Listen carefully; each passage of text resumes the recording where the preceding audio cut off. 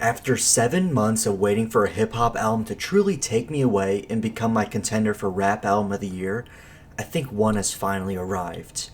The accomplices of this, rap duo Clipse, featuring equal work from American rappers Pusha T and Malice. The album comes off a 16-year hiatus from their previous work till the casket drops.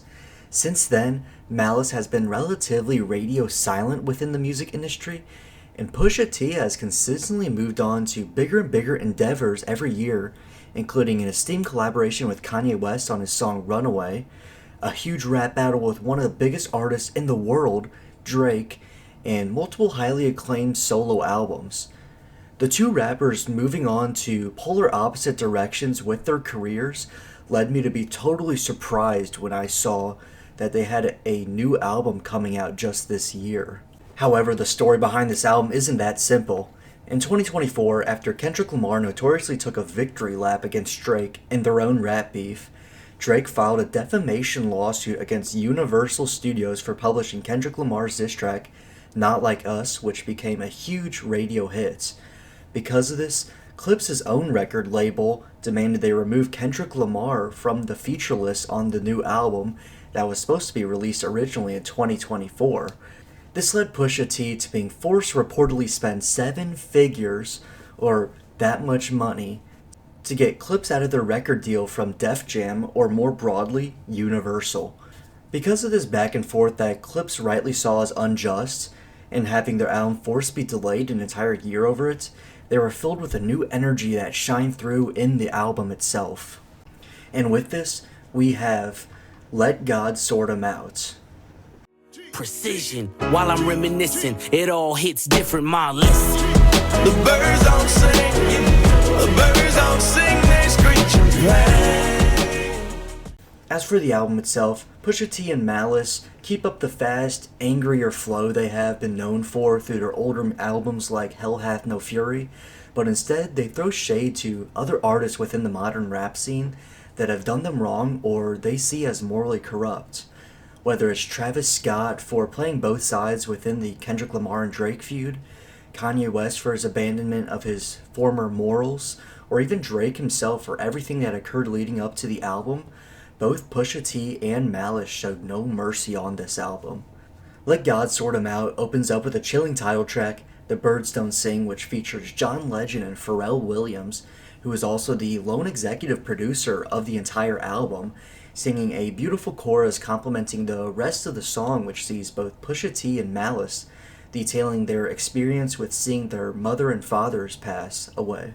This is something that affected Pusha T especially extremely deeply as it occurred recently in 2021 while he was away from her. The song is a more mellow track that sets the scene for both Pusha T and Malice's lyrical profoundness seen on the rest of the album, as well as Pharrell showing off to an extent his growing skills in using sampling within his production. The Birds Don't Sing transitions into a couple extremely significant tracks for the album. The second track, Chains and Whips, is a song that caused so much drama with the release of the album as a whole. A haunting guitar riff and thumping bass line reminiscent of the past collaboration between Pusha T and Kendrick Lamar, Nostalgia, defines the track. Pusha T has this unfiltered, raw energy throughout the start of the song too.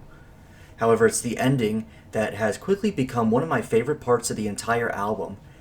Kendrick Lamar unleashes a rapid-fire collection of hard-hitting lyrics that detail his anger for those who have wronged him, including none other than the man who had caused so much hurt for the entire album's release, Drake. It's such a fun feature seeing Kendrick Lamar not being finished with his hatred for the Canadian rapper, and it's honestly made the song itself one of my most returned to moments of the entire album. Following this with track 3, another one of my favorites, POV, has a very fun feature from Tyler the Creator and a heavenly beat switch towards the end of the song, switching off from Pusha T's verse to Malice's. The next song though is where things get the most serious on the entire album, and it's probably the lone song that defines the entire album the best. This is culturally inappropriate. So Be It, possibly the most discussed song on all of Let God Sort 'Em Out. The song was the second single released by the newly reunited Clipse. It was only released to YouTube as the sample was in the process of being cleared when it was released. The sample itself is this Middle Eastern Arabic kind of sounding vocal hymn that immediately puts me in a state of anxiety hearing it overtop the chopped up piano successions and string arrangements. Pusha T and Malice both rap about their readiness to go to war against any rapper who dares to cross them. This builds up to the iconic final verse of the song with a break in the instrumentation as Pusha T calls out Travis Scott for blindsiding him through Pharrell Williams. According to Pusha T through a Genius annotation, Travis played the song Meltdown to Pharrell, who was working on the Clipse album simultaneously. However, Travis Scott skipped the Drake verse, which featured disses aimed at Pharrell and Pusha T. The verse clearly takes shot at what Pusha T deems to be disloyalty coming from Travis. He details how Travis Scott will act best friends with Pusha T one day, even crying, opening up to him. Then the next, when it becomes convenient and profitable for him, he lets someone diss Pusha T on his own song. He points out the lack of moral grounding Travis Scott has and how his behavior at the end of the day is extremely corny in his words. He finishes off the verse and the entire song and diss with a line that blew my mind when I first heard it. They wouldn't believe it, but I can't unsee it. Lucky I ain't TMZ it. So be it, so be it. This is culturally inappropriate. Pusha T in this line alludes to possibly having some kind of incriminating information against Travis Scott, but saying Travis is lucky he didn't go public with the news, or to TMZ it. The line acts as himself having the last word against a man who had wronged him, as well as pushing Travis into a corner where it would be foolish for him to respond. The rest of the album from here is a wonderful display of sample-based hip-hop production at the hands of Pharrell Williams and aggressive flows from two of the greatest rappers of all time, in my opinion. But it's both Chains and Whips and So Be It that set the precedent for the album. Pusha T and Malice had been through a whirlwind of back and forths within the hip-hop industry, seeing artists and management they once respected treat them like dirt.